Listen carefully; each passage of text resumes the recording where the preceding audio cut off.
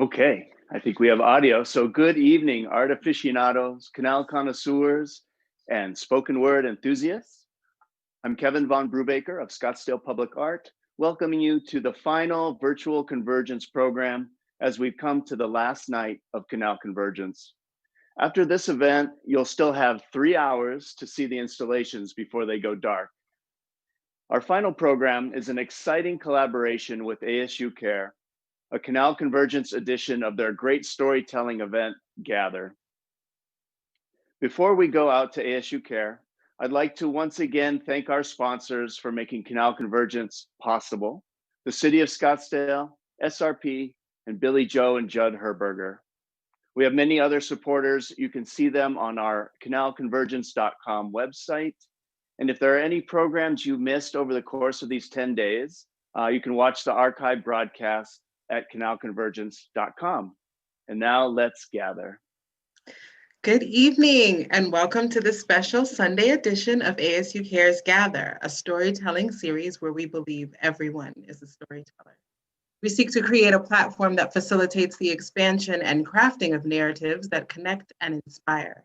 As Kevin said, tonight is a special collaboration. We are so excited. Guess what? I'll be storytelling. But for now, we have the lovely Simone, Gather 3 storyteller and Gather 4 host, hosting again tonight. Take it away, Simone. Hello, my name is Nina Simone Moore, but my friends call me Simone. I'm a storyteller casting in from Brooklyn, New York. I enjoy bringing stories to life in multiple mediums as a writer, performer, and film and television producer. I had the pleasure of being a part of Gather 3 this summer, as well as host Gather 4, and I'm so happy to be back to host again tonight. You can catch me on Facebook by searching Nina Simone Moore and on Instagram as Crazy for This Life. Welcome to Gather 8, Canal Convergence Edition. We have a great lineup of storytellers for you this evening. You may be wondering why you're tuning in on a Sunday instead of a Wednesday. That's because this is a special gather in collaboration with Scottsdale Public Art for their Canal Convergence Festival. The theme tonight is Reconnect. As usual, we'll have 3 storytellers sharing, and then we'll move into the Q&A portion of the evening. The stories tonight are thought-provoking. You're in for a treat. If you're watching the show on Facebook, show your love to the artist in the chat. React with smiley faces, thumbs ups, hearts, snaps, and claps. When I watched the playback of my performance, I was touched by all of the comments. So be sure to give your positive feedback after each piece. Please stick around for the Q&A, which will take place after the stories. This is your opportunity to see the storytellers speak candidly about their experiences and answer your questions. So be sure to submit them in the chat. Our first storyteller is Harriet Cole. Harriet Cole grew up in Los Alamos, New Mexico, surrounded by physicists, chemists, and even mathematicians. She didn't discover the power of oral storytelling until she moved to the Phoenix area, where she decided, almost on a whim, to attend the first Mesa Storytelling Festival. She spent the next 3 days listening to stories and immediately enrolled in the South Mountain Community College Storytelling Institute. She became a member of their adjunct faculty and can now call herself a teller, a teacher, and a writer. As a performing storyteller, Cole specializes in a mix of folk tales, mostly Scandinavian, myths, mostly Norse, and personal stories. She has been a featured storyteller at events for musical instrument museums Explore Norway and Explore Scandinavia. She has told portions of the Volsunga saga during the Storytelling Institute Myth-Informed series and the Phoenix Fringe Festival. As a storytelling teacher, Cole starts every class and workshop she teaches with an oral story, often a folktale. She has become part of the ASU Gamage Molly Blank Fun Teaching Arts program, bringing storytelling into the classroom as an arts integration activity. As a writer, Cole has completed 15 Pounds of Muscle and Bounce, a collection of slightly odd folk and fairy tales for kids 10 years and older. You can learn more about her work at harrietcolestoryteller.com. I give you Harriet Cole. I hate math. I have always hated math. And that was a problem when I was a kid, because my father, the research chemist at a national laboratory, deemed math to be the queen of the sciences. And since I was clearly going to follow him into the field of chemistry, I had to appreciate mathematics. I got myself a cello and I hid in a practice room. All the hours I spent in that practice room did not do my GPA any good at all, much to my father's fury and my mother's dismay. Those hours also didn't do my social life any good, but that was my problem. A problem I solved when I was admitted into the Aspen Music Festival's student program the summer after my junior year in high school. Now, most people who've heard of Aspen at all think of Aspen as a place for the rich and semi-famous to play. As far as I was concerned, it was paradise. It was full of people like me, practice room people, people who would happily sit on the lawn outside the music tent in the afternoon and listen to an entire Mahler symphony coming from the orchestra within. And I met a guy. His name was Tim, and we met at the laundromat, and he wasn't a music student. He was actually the town dog catcher, but he had a degree in physics, so I figured that was pretty much okay. Tim had a jug band, and he wanted me to come play washtub bass in his jug band. Well, my first effort at washtub bass in the jug band ended in a slight disaster in that I fell off the washtub bass. But Tim pointed out that the tip jar was much fuller after my little disaster than it had ever been before. So he and I worked out a choreography so I could fall off that washtub bass at will with a maximum flutter of legs and skirts and minimum damage to my modesty or my dignity.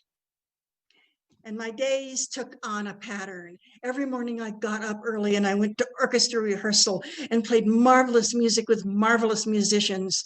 And then there was string quartet rehearsal, and then there was theory classes, and then there was my private lessons, and then there were the hours in the practice room. But the practice rooms closed at night, so us music students could get a good night's sleep. And when that happened, I got into my long, formal black concert skirt, a deeply ruffled orange blouse, and I went to play washtub bass in the dive bars of Aspen. At the end of August, my mother drove up from New Mexico to collect me. We went to the last of the festival orchestra concerts together. She came to my student orchestra concert. She talked to my teachers. She even saw my practice room. And that night, I took her to the place where we were having my last performance with the jug band, the Piltdown Philharmonic. Now, where that night's venue was a little more high class than our usual venue, which was kind of exciting. And it was a place my mother knew very well because she and my father always skied in Aspen in the winter. So we went in, Tim bought my mother a beer, and she spent the evening sitting at the bar watching her 17-year-old daughter fall off a washtub bass for tips. The next morning, we packed up my cello and all my stuff and headed out over Independence Pass. It was a quiet ride.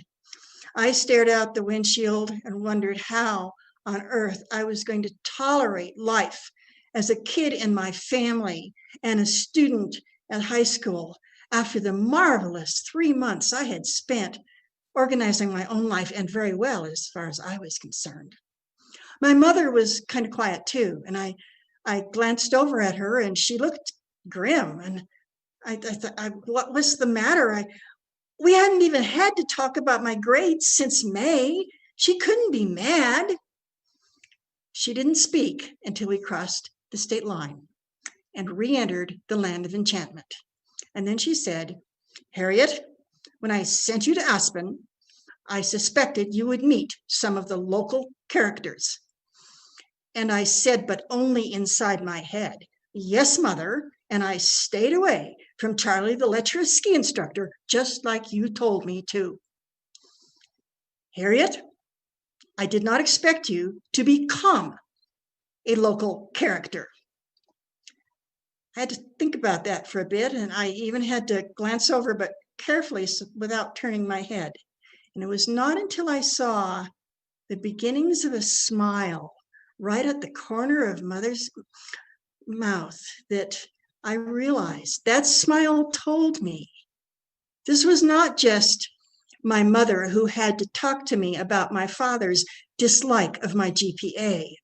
This was my mom who already understood that I was never going to be a chemist, and that would be okay. And my mom who understood something I didn't understand yet myself. I wasn't going to spend my entire life in a practice room, and that was okay. And that smile reminded me of the connections I had with my mom. And therefore, I was able to, the next morning, pick up my cello and walk through the front doors of my high school and have the best year ever. Thank you. Thank you, Harriet. The power of a good car ride is not lost on me. How wonderful that you were able to be affirmed by your mother during that memorable trip home. Our next storyteller is Christine Anglin. Christine is a writer and content creator originally from Miami, Florida. A graduate of the Howard University School of Business, she started her career in finance. In 2015, she stepped on the stage and fell in love. She has since written and produced 3 shows, 2 of which she directed, won slam competitions with Bowery Poetry, the Storyline Slam, and Greenleaf, and participated in numerous poetry and storytelling outlets, including The Moth, Poetic Soul, The Sugar Bar, and The Nuyorican. She currently serves as ASU Kerr's Contracts and Administrative Coordinator. She launched the Gather Storytelling Series in April of this year with a colleague at ASU Gamage. She has been curating, She has been curating the last 7 iterations of Gather before passing the baton. Anglin enjoys connecting with people and listening to their stories. You can find her performing her written work around town or online at goodmeasureliving.com. And now, Christine. Thank you, Simone. Every year, my family gets together. We gather around the Thanksgiving table, tell stories, and feast. Some of us tell the same stories every year. And the feast is a little different at my house. We have callaloo, rice and peas, ginger beer, carrot juice, and mauby. We have turkey too, but we also have curry goat, oxtail, and baked mac and cheese. I tell you, there's magic happening in that kitchen, and I love filling my belly with it. After dinner, we play this card game called Phase 10. We clear the table, the cards come out, and the gloves come off. But it's all love. We laugh and we joke. We laugh and we joke until tears are coming down our faces. It's straight foolishness every year. Growing up, I know I took advantage of this, doing the same thing over and over every year with the same people. I don't think I realized what we were building was a tradition. The stories shared at that table were how I learned about my grandparents, my mother's childhood, and even my own childhood. Life is marked with periods of transition, and rarely do we know when it's coming. I'm positive I took advantage of this time when I was younger, but I am grateful for the memories.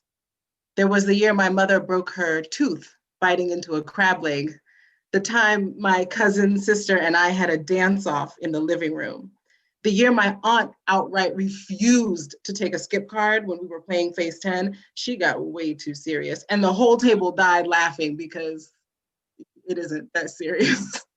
I remember when I stopped going to the kids' room to play after dinner and started going with the adults to the living room to watch the game. I remember bringing my first guy friend to dinner. He was American, and he loved the carrot juice. And I'm not talking about regular carrot juice. I'm talking about island carrot juice. It is a delicious sweet drink. He had almost 6 glasses of it. In 2007, I moved away to college, and every year the ticket prices were too high and the break too short for me to fly back. And just like that, a staple in my life changed.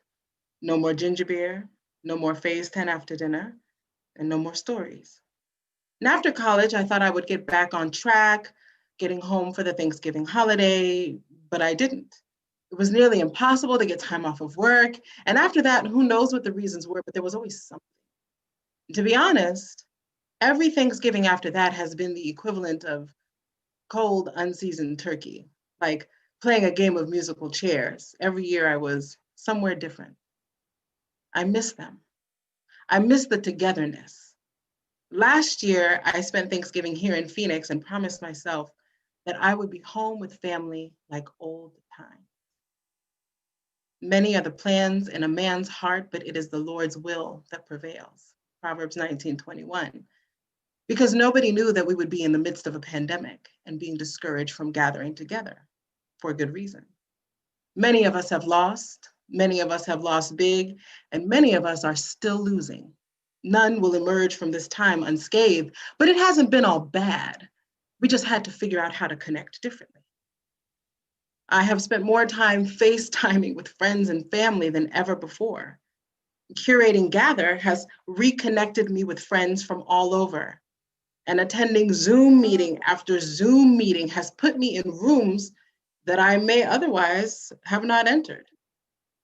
When I think back on holidays spent with family, I do miss the food, but I have grown to appreciate the stories, the sharing, and the togetherness that Thanksgiving facilitates.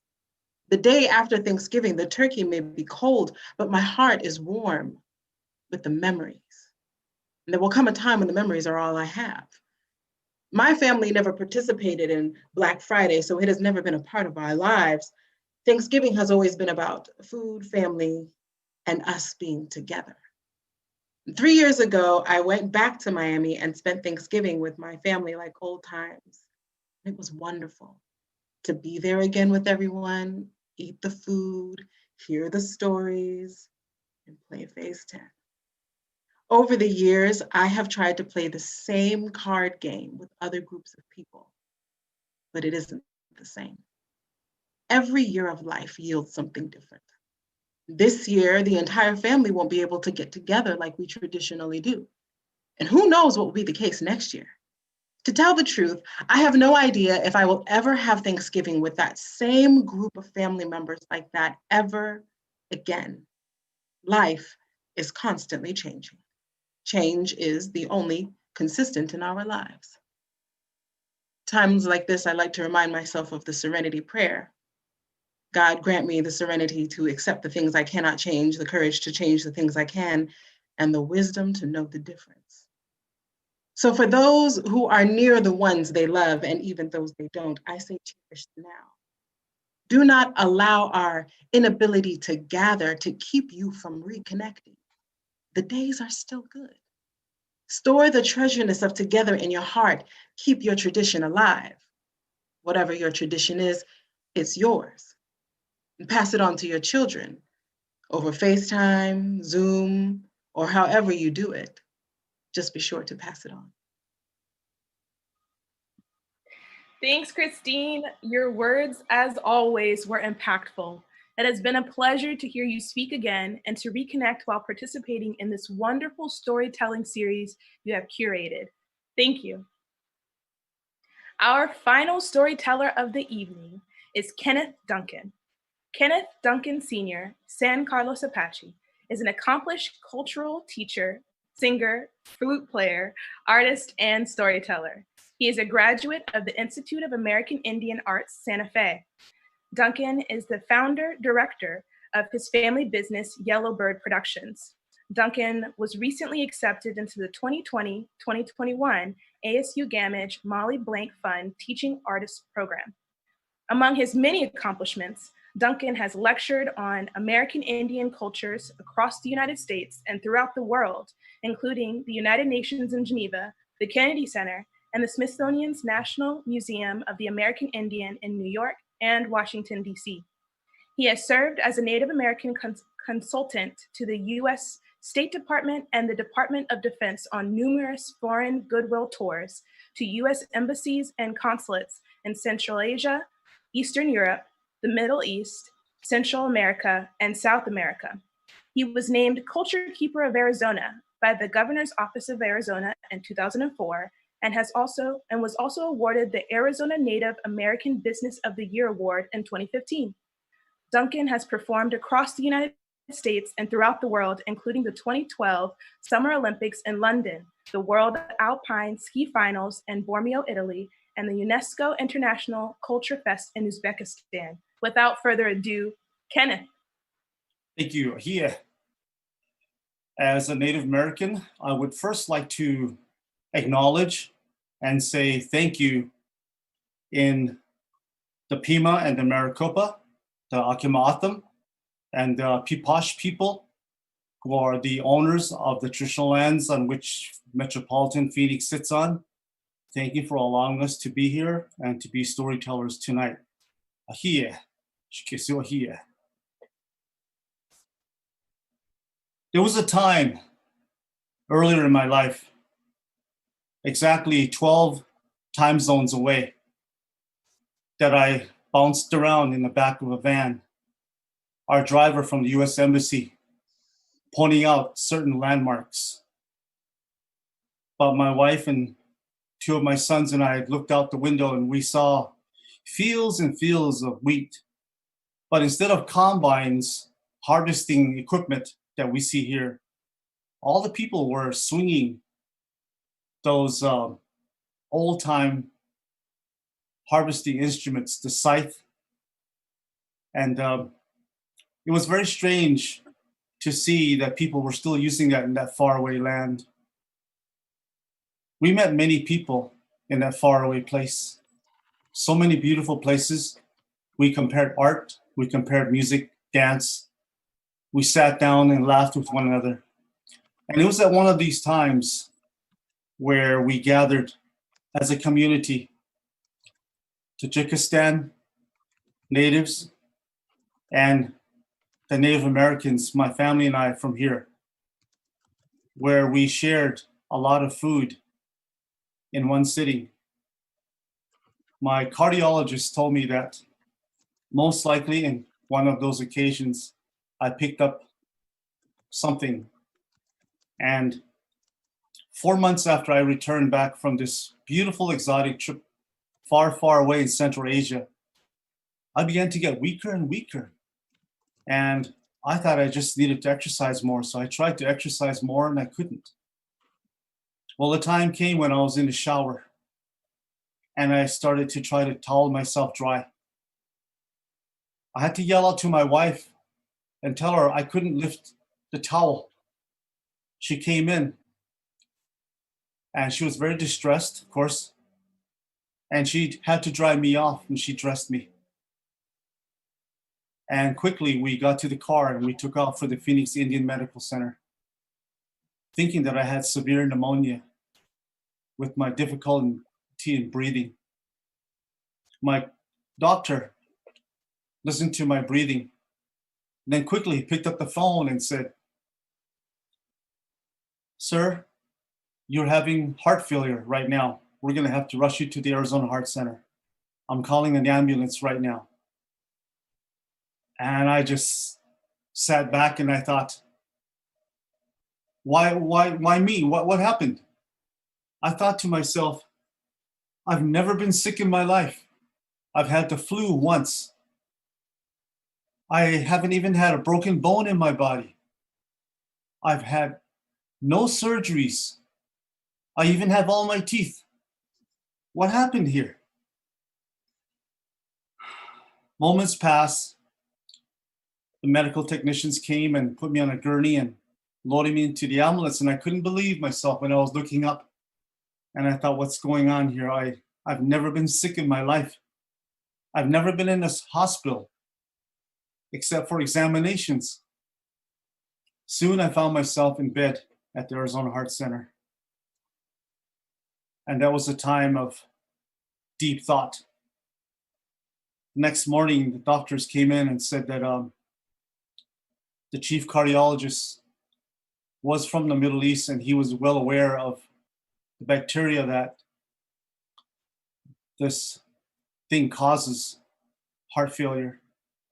And he said, some people stay here 2 months, 4 months until we can release them home with lots of medication, but we'll see what we can do with you. And so they gave me more tests. And for someone that has never been in a hospital bed before, I just felt so uncomfortable. I had to take a survey of my life. And I thought, I was traveling to South America. I was traveling to Europe. I was having drinks with Italians in northern Italy. I was shopping for souvenirs in Guatemala. I was hiking up trails looking for a newly discovered ruin led by my Inca brothers in Bolivia. And now I have to stay in bed. And I thought to myself, what am I going to do? Has my life changed this much? Nothing has ever been wrong with my heart before. They said, you've developed a heart murmur. And so the next day they said, we're going to run some more tests and see what happens. And so they ran some more tests. After the doctors left, I was able to get up and pull my IVs with me into the bathroom. As soon as I was alone, I fell to my knees, locked the door, and I prayed to my maker and asked him why me? And that's when I told myself, it's up to me to change my life. It's up to me to decide just how bad this disease, this illness, this damage is going to be. It's up to me. I'm going to get rid of these tubes. I'm going to get rid of that machine. I'm going to be rid of it as soon as I can. And it's up to me. It's here and here. And so I took a deep breath and I opened the door and I made my way to the window. And as I looked out the window in my hospital room, I saw down below a parking lot. But every now and then, there were little planters in between the asphalt pavement. There was a little tree growing here with grass around it, and some more here and some more there and some far further that way. I thought, oh, how I wish I could be in nature again, walking on the grass, under the trees, listening to the stream flow by. What can I do to get back to nature, to feel the energy of all life? I took a deep breath and I said, please give me a sign. If you're going to heal me, what am I going to do? Is this a new beginning for me? Or is this more towards my end? Give me a sign. When I said that, I saw a plane enter the window, the opening there. I could see this plane flying way up in the clouds. I could hear its engine roaring. I looked and it disappeared into the clouds, and finally the sound also disappeared. And I thought, there was a time I used to be one of the passengers in there, flying to some faraway exotic place to represent my country, to represent my people. But look at me now, what am I going to do? I said, please help me, Creator. Give me a sign. And just when I turned around to get back in bed, I heard something go thud, thud, thud, thud. I slowly turned around, and there was a little sparrow, beautiful little sparrow. He kept ramming his body into the window. And then he perched on a little windowsill there. He looked at me, he kept looking at me. He chirped, and I just watched him. And I said, are you my sign? Are you my sign that I'm going to have a new beginning? He made another chirping sound and he flew off. As I saw him flying off, that's when I told myself, someday I'm going to be as free as that bird again, to fly anywhere I want to be free again of my own choosing. And that's when I decided that I was going to change my life. That bird was my messenger. After I got home, my family, my wife, they all pitched in and they chose a whole new diet for me. An exercise regimen, sleeping more earlier, rising in the morning. I told my wife I want to go for a walk around the block. Come with me. So she would help me walk around with my defibrillator hanging on my side. And I kept telling myself, one day I'm going to be visiting faraway lands again, sharing my music, my stories, my songs, my dance, my craft with my brothers and sisters around the world. As I sit before you now, I run 4 miles a day. I walk every morning at sunrise with my wife. And halfway through, we meditate, we pray, we give thanks that we're standing under the trees, walking on the grass, listening to the birds, seeing the beautiful clouds above, and walking along the canal as the water moves by. I say thank you to all of life. I have never been in better shape in my entire life, even when I was running cross country in high school. I'm in better shape now. I have more energy. My wife keeps me on a diet, and my son makes sure he only shops for the best nutritious food for me. No more salt, no more sugar. And man, for a native to say this, fry bread only every other month. And so it's been a big change for me. But for me to reconnect with my strength, my spirit, a little bird came and told me, you can do it. It doesn't matter how bad it looks. If the Creator is willing to help you, you have to come halfway and help him. That is what I had to do in my life. Someday, I'm going to fly back to those faraway lands again after this pandemic, and I'm going to say, I'm back. Diko, Nina, outside,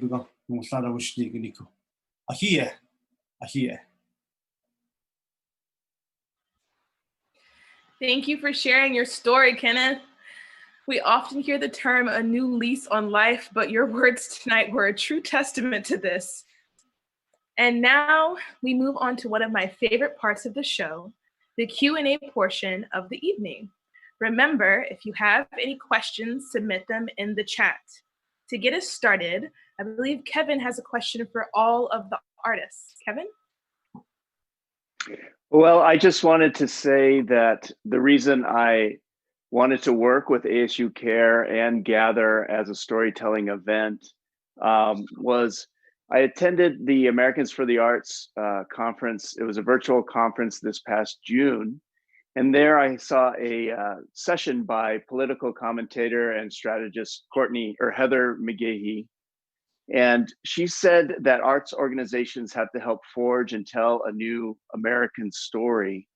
And she charged arts administrators with helping to create a more inclusive story, one that encompasses all voices, including those that have been marginalized in the past. And in years past, when I've curated storytelling for Canal Convergence, I've tried to foster a diverse community of voices there. But when I saw Gather and I saw you're hosting, Simone, and the Q&A sessions after and tapping into such a great community of storytellers, I thought, oh, this is perfect, right along the lines of helping create that new American story. And so, it's been wonderful working with ASU Kerr and Christine and seeing the great group of storytellers they put together tonight. And Christine, I saw you got Reconnect and Gather in your story. So that's great, a little symbol of our collaboration here. And so just thank you to all the storytellers and to Simone for putting together a great event and helping us end Canal Convergence with a great note.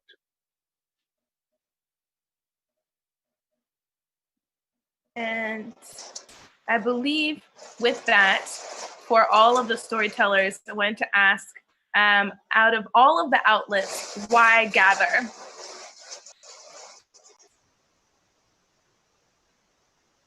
Sorry, for me? Is that for me? I was asking them on your behalf. As you said, itself is, you know, a very different type of storytelling forum. And so asking the storytellers themselves, out of all of the different outlets, why choose Gather? Why accept this offer to speak here? Well, for me, oh, it hurt? Well, for me, when I take the stage, I usually talk about the animals, the birds and the animals, and how they teach a lesson through storytelling. There's always a moral to the story. But this one is different. This one wanted us to touch on reconnecting with ourselves in this pandemic time.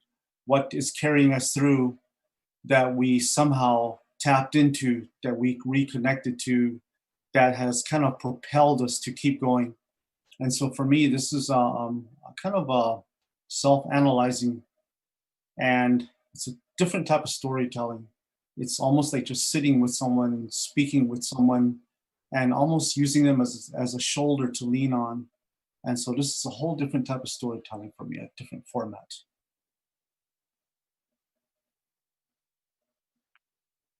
I was also drawn to the Gather with the idea of, okay, I don't tell a whole lot of personal stories. I mean, my real heart is with especially the Nordic folklore stories, but I have some. And this again, the weight of this, the thought that had gone into it meant that it wasn't going to just be another, okay, almost a bar-like scene of a story slam. It was going to be more telling stories that mattered, that were important, and that dovetails very nicely with the way I feel about the folk tales that I tell. They matter, they carry messages, and they are important. And this was giving the personal stories the same sort of level of importance in its own venue as I appreciate about, you know, my more commonly the stories I tell more often.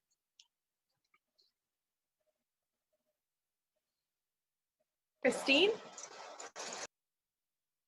Why Gather?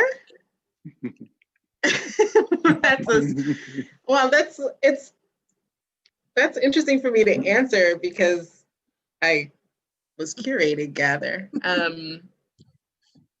So I can say I'm happy that you all accepted the offer to storytell with us.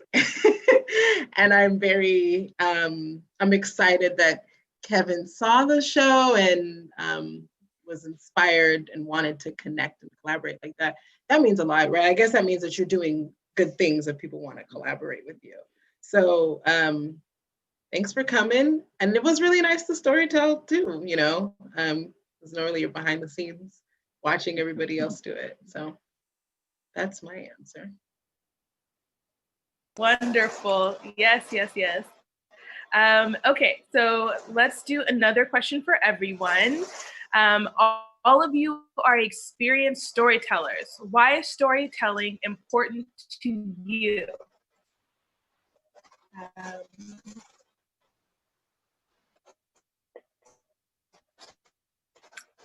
Okay, for me, would you like to start? Storytelling is really important because it reminds me of my grandmother.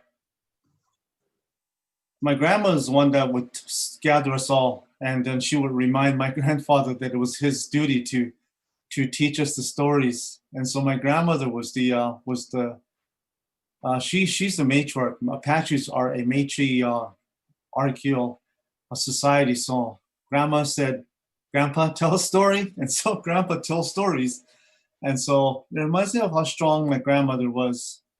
And although she did not tell the stories in true storytelling form, she told an entirely different type of story using strings. She would get a long string and tie it together. And then she would take us outside and look at the constellations, and she would weave constellations and see, those stars are up there, and this is how those stars came to be. And she would make different constellations. That's a traditional way of telling stories in the Apache way. And so these stories to me gather families. That's what is important to me. It makes families be closer. Yes. Harriet, same question. Why Same is storytelling to you? It's a way to build community. It's when people listen to stories together, they become community. And they become, if they are already together, they are a stronger community. And when I was teaching at an adjunct at South Mountain Community College, I discovered that one of the reasons I always told a story at the beginning of class was because somehow the students, as they shared the story, shared something with each other, and the students actually, as the semester unfolded, communicated more directly with each other because they had shared the experience of listening to all these stories. I'll admit at the first of the semester, the experience they shared was, we have a really weird instructor. But, but once they got into the stories, I could see conversations and I could see connections being made between these people who met, in the same room twice a week with the same goals, but were pretty individuals. But then they became more of a community. And this was particularly noticeable in the classes, of course, that we're teaching storytelling. I mean, that's the way to build a community, is to teach everybody to tell stories. And if I may put a tiny plug in for my college, my employer, South Mountain Community College Storytelling Institute. And now they're doing online like everybody is. If you want to know more about the broader aspects of storytelling beyond the stuff that's already attracted you, they offer classes in introduction to oral storytelling, telling personal stories, telling fact-based stories, telling stories in educational settings. I mean, look them up and see what they have, because they've got wonderful classes in a really broad area of storytelling, and they're right there in Phoenix for those of you who are. Wonderful. Thank you for that source, that outlet. Christine, why is storytelling important to you? Storytelling is important to me because it's about expanding the narrative, broadening my personal horizon. I think that a lot of times birds of a feather flock together. So you can spend a lot of time speaking with people who think the exact way you think, who believe the exact same things that you believe. And so effectively, if you don't really have anyone challenging your beliefs, you're speaking to yourself. And so storytelling is important because it gets you out there and it gets you listening to other people, other stories, other experiences. And I think it's a really good idea to have who you are and what you think about things challenged regularly. I think it sharpens you and ultimately makes you smarter. Very true. And I feel like the times that we're most uncomfortable is probably when we're learning the most. It's just easier to just fall silent and listen to someone else's story and how they view the world and just kind of take it in. So I definitely agree with that. We have a question in from Chris Hoyt. He says, question for everyone on the panel. Which voices, perspectives do you think are most conspicuously absent or less available in the storytelling community broadly? So it's a big one. Which voices or perspectives do you more often than not hear in these various different storytelling communities that you guys inhabit?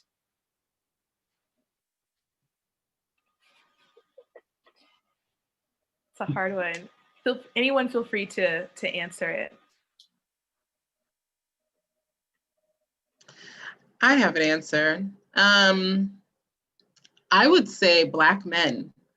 I hear a lot of stories from Black men, but I am surrounded by Black men, right? Like my uncles are Black, my cousins are Black, my father is Black.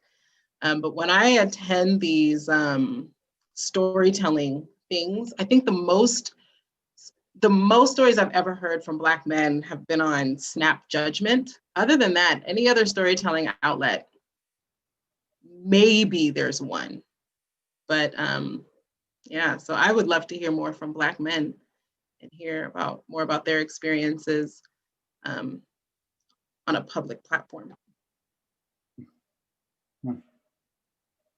I'm going to have to sound almost like a broken record. But when I consider not only the Phoenix storytelling community, but the storytelling community of the various festivals and things I've gone to or had and these are stories where people are telling folk tales and personal stories and all the kinds of stories. And this is not perfectly and wonderfully and 100% diverse, but due to storytelling, I count close friends among such an amazing, diverse quantity of fellow storytellers that there's no way I would have met had I not gone into storytelling. That it's really hard for me to say there's somebody missing. And somebody's always missing because you're missing if you're not there.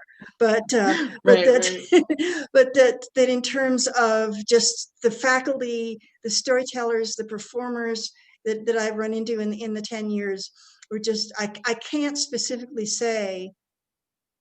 No, I can't even say that. I had students who were Pacific Islanders who, turned into awesome storytellers. So storytelling is, it's not perfect. It's not rainbows and unicorns and all that, but it's pretty darn diverse.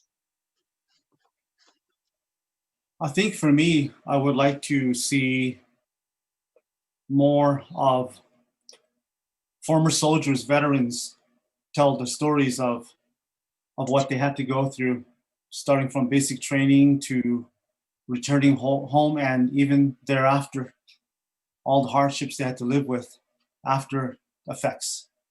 I think the young people would be more aware of what lies ahead when wars are declared and rumors of wars. I think people, when they're more educated about the atrocities that happen in the fields, in the air, in the seas, losing loved ones. My father said he didn't want to be close to too many people because when he was in the front lines in Korea, he didn't want to be that close to some of his buddies because you might not see them the next day. And that was a hardship. He said, you needed friends. You needed someone to joke with, to be close to be your support. But at the same time, he kind of didn't want to. So I think that there's a lack of veterans that want to share the stories. I know they say it's too hard, but if it's done in some way, in a very careful, artistic, teaching way, I think it'll teach our younger generations on what they should try to avoid because of what they had to go through as soldiers. Yeah, I come from a military family. I'm the lone wolf, the nonviolent one out of everybody, but almost everyone in my family was in the Army, and so it's interesting to hear you mention that because I realized that we don't get those stories. Like my generation of the family, we often don't hear that from our mothers and fathers, even though they did serve. So that's definitely something I haven't even heard, even in these different storytelling venues in New York and in LA and Atlanta. So yeah, that's definitely a perspective that's missing. Mm-hmm. Okay, so I have a question for Harriet specifically. You spoke on your mother accepting you during that car ride home, but how did becoming a local character that fateful summer help you feel more comfortable expressing yourself as an artist to your father, the chemist? That's actually a really good question, and it's not one that I can just pop an answer off to because my poor father was so befuddled by his daughter that he just lived in a different world, and he thought with different. I have known, due to where I grew up, an awful lot of people with very brilliant, very, very scientific minds, and some of them actually don't think in what we would consider a language unless you consider mathematics a language. They actually think in the language of whatever it is that the way they see the world. And so it wasn't so much a matter of being able to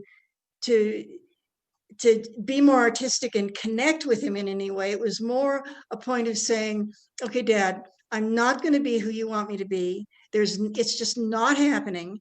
And I'm just going to go chugging on doing what I'm going to do. And it took a number of years, and finally, sort of more or less kind of, he was like, okay, you're grown up, you're not a chemist, I guess I'll live with it.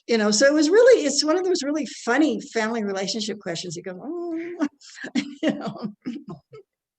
poor dad. He didn't really need me, but he got me. I find that actually happens quite often, that the math and science parents somehow come out with an artist child. For a good chunk of my life, that was me and my mother, so I definitely understand. Yes. Kenneth, I have a question for you. Okay. You mentioned this concept of wanting to live life fuller after your experiences with this virus. Do you feel like living life to the fullest is a basic purpose we all share? And how did your time in the hospital, along with that little sparrow, bring you to that realization? I think everyone has that fire within them, that little flame that they want to fan and to make it bigger, that will get them as close to that faraway star that they seek in their lives.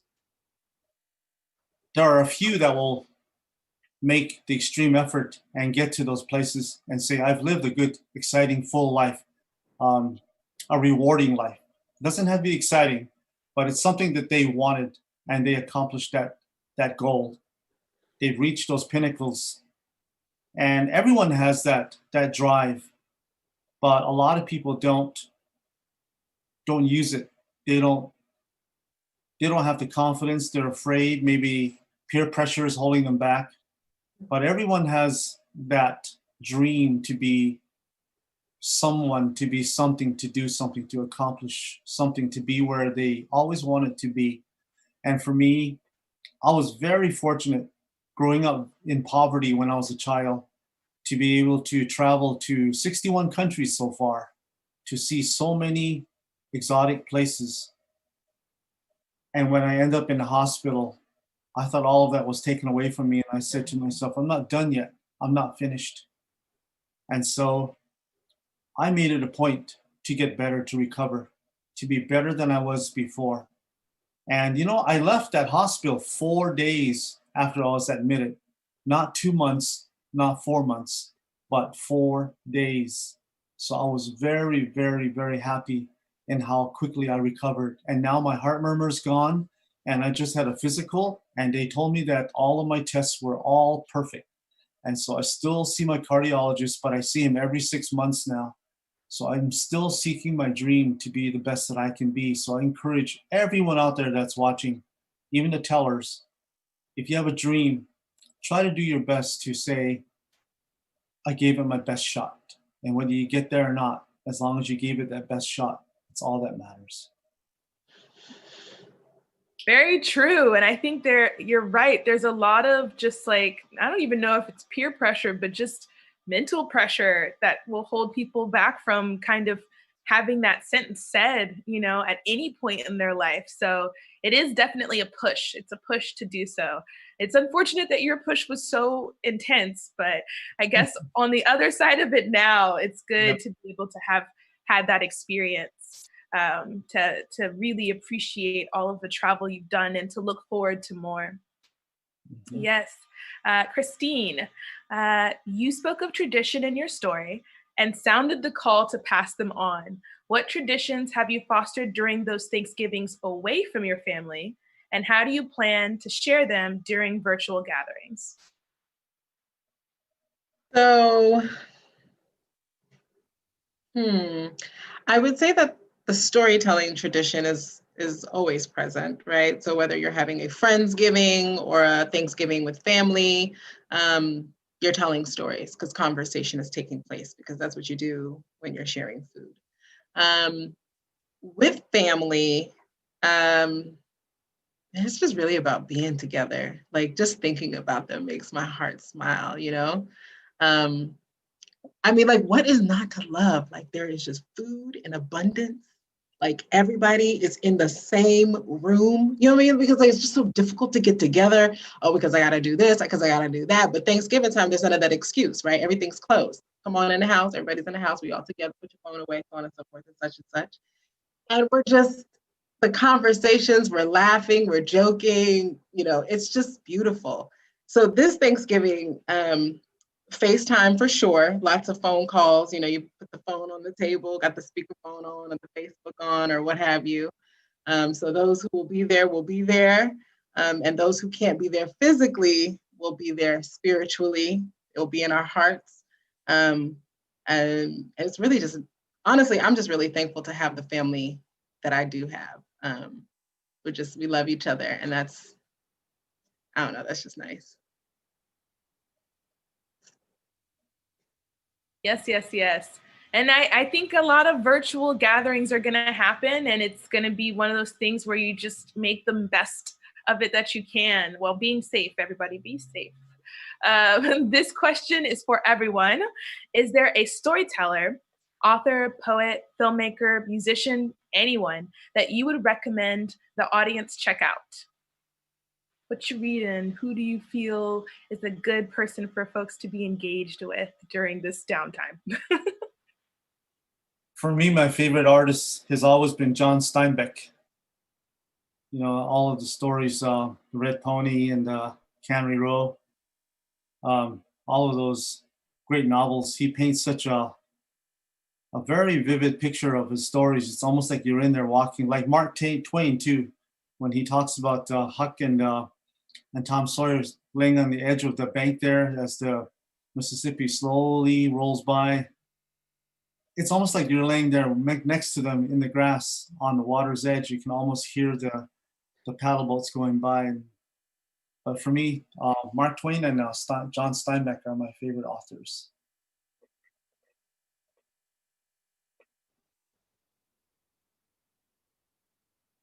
Harriet, do you have any recommendations? Oh, yeah. I think in terms of sheer storytelling that is rooted very much in the oral tradition, and you could check out somebody like Donna Washington, and now I'm spacing on a name, Antonio Sacre. I mean, and these are national level storytellers, and for personal stories and the way they can be woven in such a way that you just sit there and with your jaw dropped.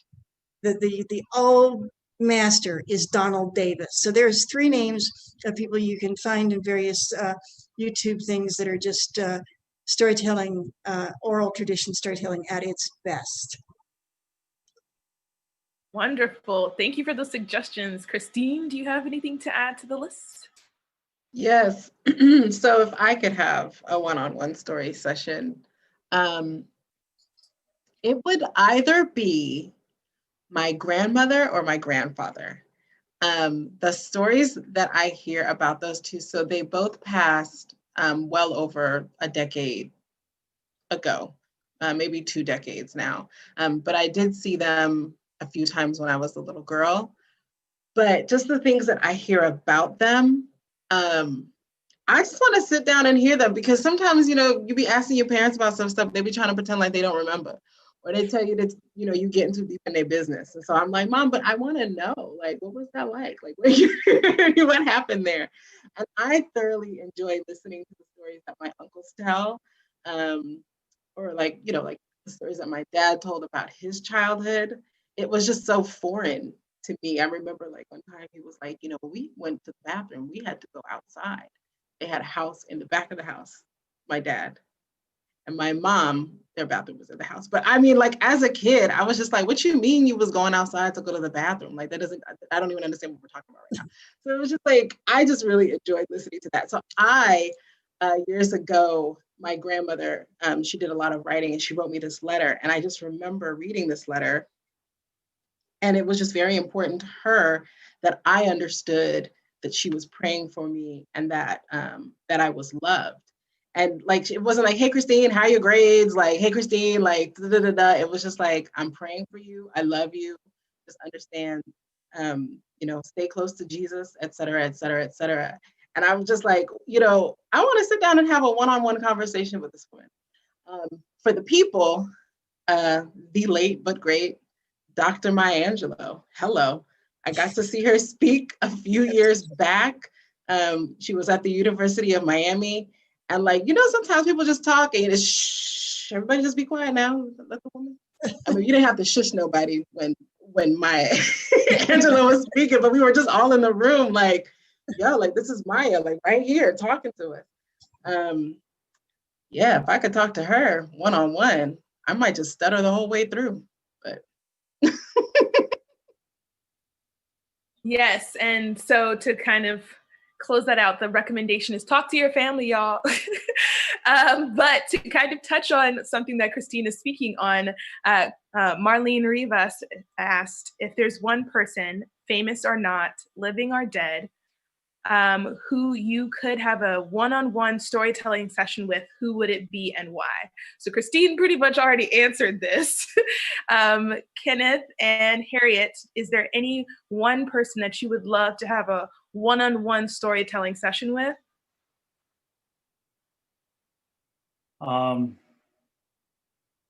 Is it who's the one that wrote the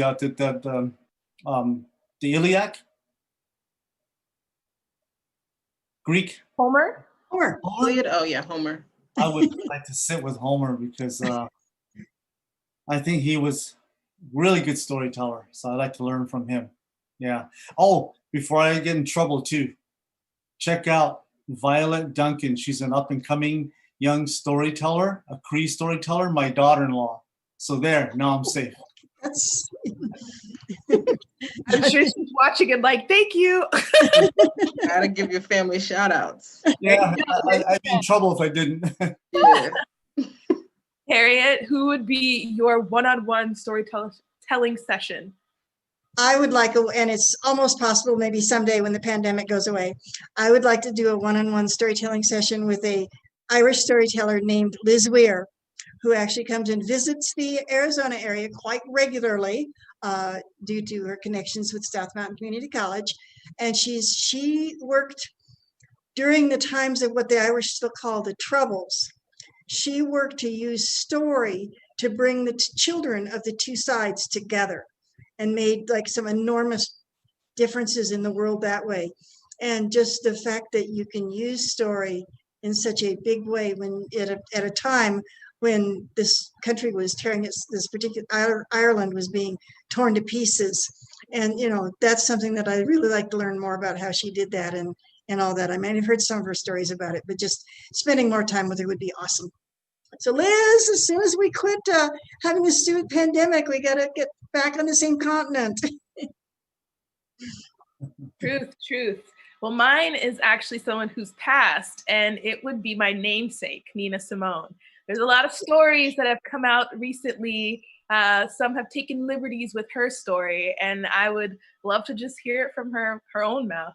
And one day I hope to visit where she is laid to rest, to just sit. I mean, it's like a direct connection. It seems kind of odd not to. So another question for everyone. Ooh, this is going okay. The theme tonight is Reconnect. How and who have you reconnected with during this pandemic time? Harriet, would you like to start? I would. I'd have to say my mother, which is, maybe why I had to tell that story. Because when we came back to New Mexico last spring, one of the things we were doing was cleaning out my father's house in Los Alamos, in which he had lived since 1964, and the last 20 years of it by himself. And I wouldn't call him a hoarder, but he was a man with too many cabinets and too many closets. And we had to clean this whole thing out. And he had a lot of my mother's, mom was a weaver and an embroiderer. She was fiber arts and a pretty talented artist herself. And all this stuff was folded up, and her jewelry, all folded up and stashed away in the back of closets. And so I found in cleaning out where my dad had lived, I was sort of unearthing and reconnecting with the mother I remembered who did die far too young. And so this was the reconnection. And now that I'm thinking about it right here in front of Zoom and everybody, that's probably why I chose the story to tell that I told tonight. That makes sense. I mean, she's on your mind. Yeah. Very present. Mm-hmm. Yes. And it was a beautiful story. Yes. Christine, is there Any, how or who have you been reconnecting with during this pandemic time? I would say myself. I don't know that I ever felt disconnected from my friends or family. Definitely have done more FaceTiming, setting up appointments and all that fun stuff. But I think just being forced to spend time with myself has reconnected me with myself. I don't know that I realized that I was disconnected. And so now, you know, I think at first I was like, oh man, I'm not okay. And then I was just like, no, actually, no, I'm I'm good. You know, you don't feel obligated to go to anything. You don't, you know, feel obligated to do anything with anyone. I hit that no button real hard now. Nope. Not gonna happen. That's the beauty in it all. You're like, I've got me, myself, and I right here. And if I don't want to turn this camera on on my computer and be present, I don't have to. So I feel that. Kenneth, is there anyone that you have been reconnecting with more during this downtime, this pandemic time? Well, for me, I was sitting in my bedroom one time and my wife comes walking in from our garage and carrying a big plastic bin, and she's flipping through it for old family pictures. And then she says, "Hey, look what I found." And she and I met in high school in our senior year. So we share the same friends as 17-year-olds. She goes, "Look, remember these guys?" And I looked at it and I thought, wow, look how young they look. And so we started kind of sorting out all of the old high school pictures. And looking at those pictures inspired me to look for them on Facebook. And I found a lot of them on Facebook. And so I was able to reconnect with my glory day pals. So that was really good. I went to an art school in Santa Fe, and I wanted to know if they were still in their art as sculptors, jewelers, painters, dancers. And so it was interesting that one old photograph that my wife found laying in a plastic bin opened a whole new world of past friends. And for me, during the pandemic, it was an escape for me from reality. You know, I could go back to Santa Fe a long time ago when we were young kids and we would walk from the boarding school all the way down to downtown Santa Fe and go grab a hamburger and Coke here and there and go visit galleries and just run around and be free, because we were just 17-year-old high school seniors at the time. And for me, that's an outlet. And the reconnect with those old friends is my escape. Sometimes when life gets to be a little bit too much, I just find them.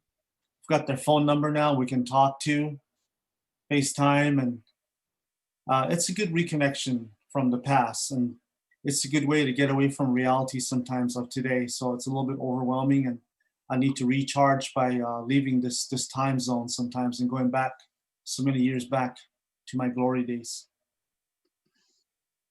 I feel that. And in a similar fashion, I've been reconnecting with different people from college. And it's not as far back, but it does feel that way. And then also, I think the new thing is like, what is it, Zoom birthdays?